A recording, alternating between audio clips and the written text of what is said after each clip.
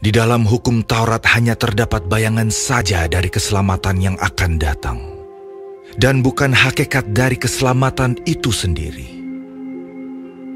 Karena itu, dengan korban yang sama, yang setiap tahun terus-menerus dipersembahkan, hukum Taurat tidak mungkin menyempurnakan mereka yang datang mengambil bagian di dalamnya. Sebab jika hal itu mungkin, pasti orang tidak mempersembahkan korban lagi. Sebab mereka yang melakukan ibadah itu tidak sadar lagi akan dosa setelah disucikan sekali untuk selama-lamanya. Tetapi justru oleh korban-korban itu, setiap tahun orang diperingatkan akan adanya dosa. Sebab tidak mungkin darah lembu jantan atau darah domba jantan menghapuskan dosa.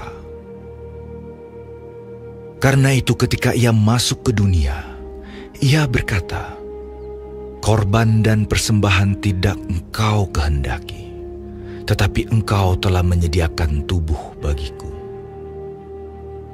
Kepada korban bakaran dan korban penghapus dosa, engkau tidak berkenan." Lalu aku berkata, "Sungguh, aku datang. Dalam gulungan kitab ada tertulis tentang aku, untuk melakukan kehendak-Mu, ya Allahku." Di atas ia berkata, "Korban dan persembahan, korban bakaran dan korban penghapus dosa tidak engkau kehendaki, dan engkau tidak berkenan kepadanya, meskipun dipersembahkan menurut hukum Taurat." Dan kemudian katanya, "Sungguh, aku datang untuk melakukan kehendak-Mu." Yang pertama ia hapuskan, supaya menegakkan yang kedua. Dan karena kehendak-Nya inilah, kita telah dikuduskan satu kali untuk selama-lamanya oleh persembahan tubuh Yesus Kristus. Selanjutnya setiap imam melakukan tiap-tiap hari pelayanannya, dan berulang-ulang mempersembahkan korban yang sama sekali tidak dapat menghapuskan dosa. Tetapi ia, setelah mempersembahkan hanya satu korban saja karena dosa, ia duduk untuk selama-lamanya di sebelah kanan Allah. Dan sekarang, ia hanya menantikan saatnya, di mana musuh-musuhnya akan dijadikan tumpuan kakinya.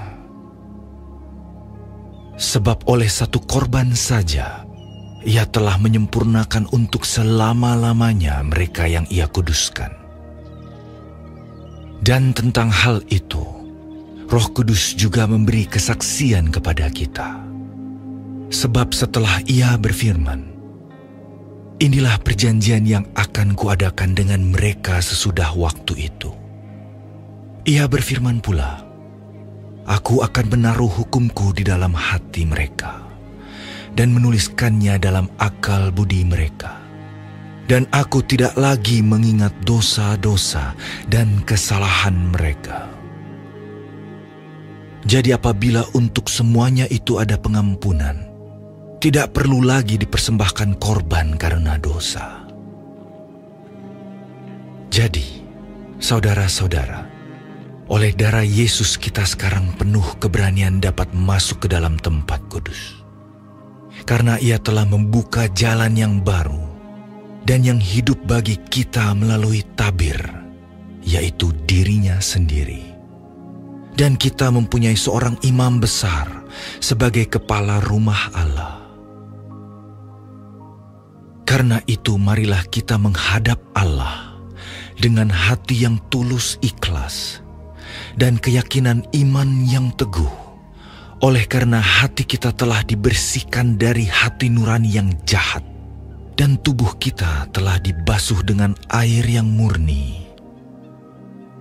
Marilah kita teguh berpegang pada pengakuan tentang pengharapan kita, sebab Ia yang menjanjikannya setia. Dan marilah kita saling memperhatikan, supaya kita saling mendorong dalam kasih dan dalam pekerjaan baik. Janganlah kita menjauhkan diri dari pertemuan-pertemuan ibadah kita, seperti dibiasakan oleh beberapa orang. Tetapi marilah kita saling menasihati, dan semakin giat melakukannya menjelang hari Tuhan yang mendekat.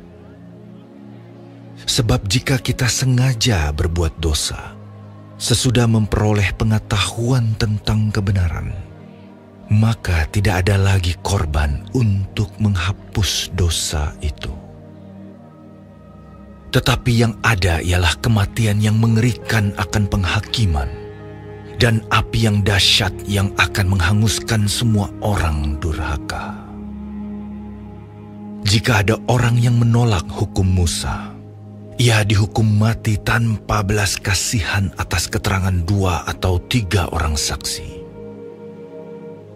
Betapa lebih beratnya hukuman yang harus dijatuhkan atas dia yang menginjak-injak anak Allah, yang menganggap najis darah perjanjian yang menguduskannya, dan yang menghina roh kasih karunia. Sebab kita mengenal Dia yang berkata, "Pembalasan adalah hakku, akulah yang akan menuntut pembalasan." Dan lagi, Tuhan akan menghakimi umat-Nya. Ngeri benar kalau jatuh ke dalam tangan Allah yang hidup. Ingatlah akan masa yang lalu.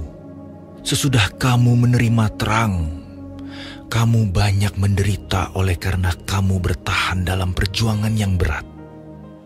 Baik waktu kamu dijadikan tontonan oleh cercaan dan penderitaan, maupun waktu kamu mengambil bagian dalam penderitaan mereka yang diperlakukan sedemikian.